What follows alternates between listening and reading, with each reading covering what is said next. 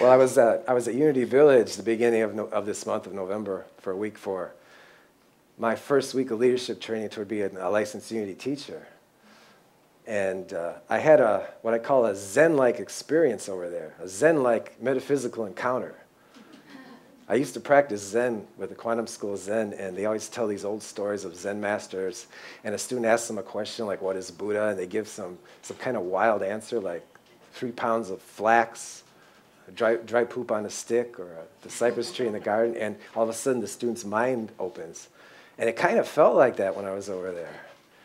Reverend Paul Hasselbeck is the dean of the SCE, or C program there. It stands for Spiritual Education and Enrichment. And he also wrote the book, the textbook we use for metaphysics, called HeartCentered Metaphysics. Now, I didn't have any classes with him. I had emailed him a couple of times with some questions, and I met him briefly at the beginning of the week, but he teaches the second and third week classes. But we had this graduation ceremony on the Thursday night that we were there. It was put on by the third week students for having completed, or almost completed, their 3 weeks. And I'd like to congratulate our spiritual leader, Gio Downer, for finishing his third week. He was among those graduates right there. Let's hear it. He just got to go for his testing. He's going to be a licensed Unity teacher. Right on, man. Yeah. So the third week, as part of one of their projects they planned the whole graduation thing. So one night after classes, they have this little lounge area in the motel, the old motel over there, and it has a little piano. So some of my first week fellow students asked me to come and play, and we had a little party going on. And I did that song that I wrote, Loving Spirit. And somebody in the class said, you know, it'd be cool if we sang that song for the third week students.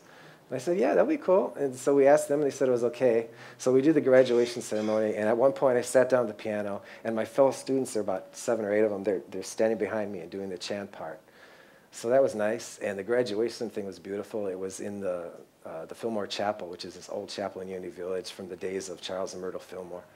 We got done with the graduation. I walked out in the hallway, and I'm standing around, and Reverend Paul Hasselbeck went up to me, and he said, hey, I liked your song. Did you write that? And I said, yeah, it was written through me. And he looked at me, and he goes, no. It wasn't written through you. It was written from you because you are divine. I was like, wow. I just looked at her and said, well, thank you. So when I got home, you know, I'd already read his book, Heart-Centered Metaphysics, and we take 4 different metaphysics classes in the basic 25 classes, and they're all based on his book. But I thought I might start reading it again and kind of look into what he was talking about a little bit more. So I got it. There was a section in his book called The Levels of Consciousness. And there's 4 of them, and they all start with a V, so I call them the 4 Vs.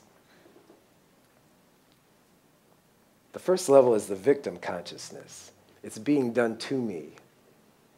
I've been in this consciousness many times. I was in it for a long time. I'm sure we all go there every now and then, you know. Oh, why is this happening to me? How am I going to get through this? What's going on? Why does this always happen to me? Why are they doing this to me?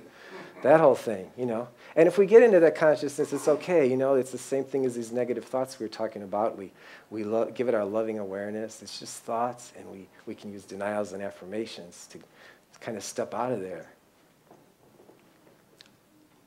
The second level of consciousness is a victor's consciousness. It's being done by me.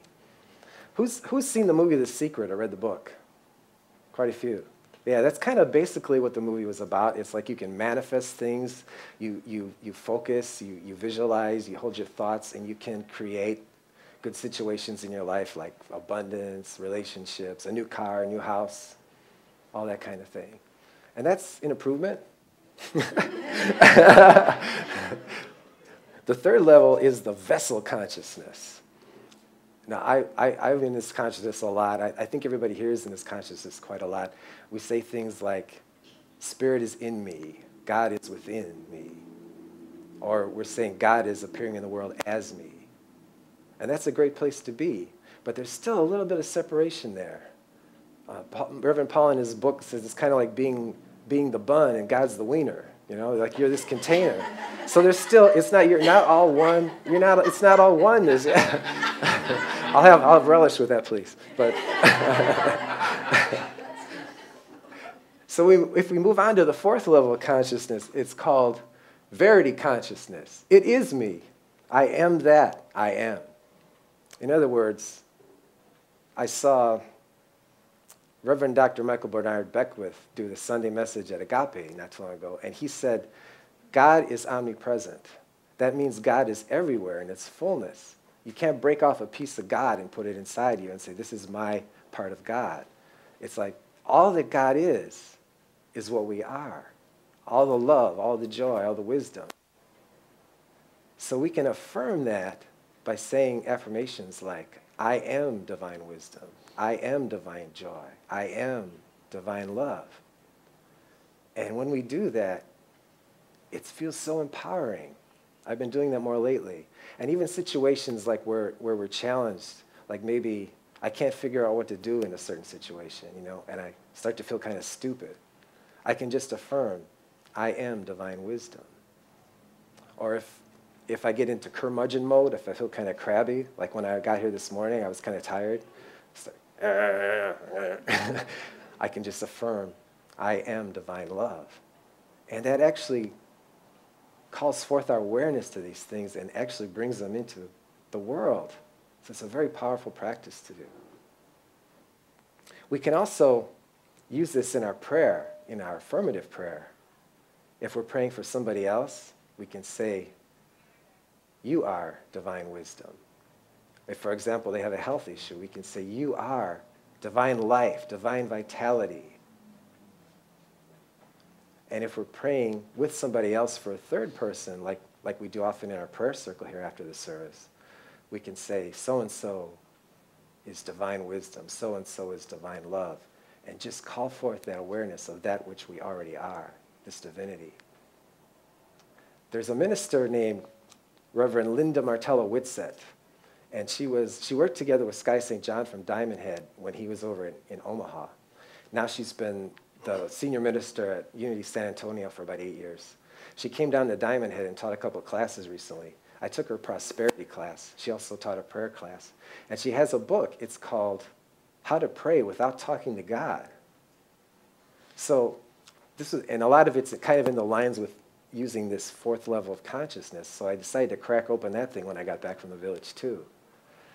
And it's a really powerful way to look at prayer, because you're affirming this divine nature in the individual. And that's what really creates the healing or the guidance or whatever is needed in the situation.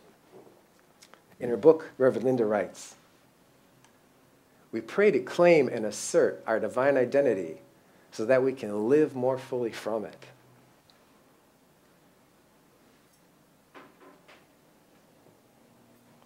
So I invite you to experiment with some of these practices and these ideas this week. If you notice that negative thoughts are coming up or you're going into this victim consciousness, I invite you to shine your loving awareness on it. Especially in the practice of meditation, you can really focus in on it that way. I invite you to use denials. Just say, I give no power to this thought. And use affirmations, especially these fourth level affirmations like, I am divine wisdom, I am divine love. In fact, I'd like you to repeat some of these with me right now. Let's say this together. I am divine love. I am divine love. Yes. I am divine wisdom. I am divine wisdom. I am divine abundance. I am divine abundance. I am divine joy. I am divine joy. Yes. And I invite you to do your prayer practice with others in the same way. Turn to an individual next to you and say, you are divine wisdom. You are divine love. You are divine abundance. You are divine abundance. You are divine joy. You are divine joy. Thank you. Wow. There's more. Thank you. I invite you to make a commitment to these practices. Let's say this together. I commit to using loving awareness, denials, and affirmations to uncover my divine nature. I commit to affirming that I am the light, to empower myself to shine that light in every situation.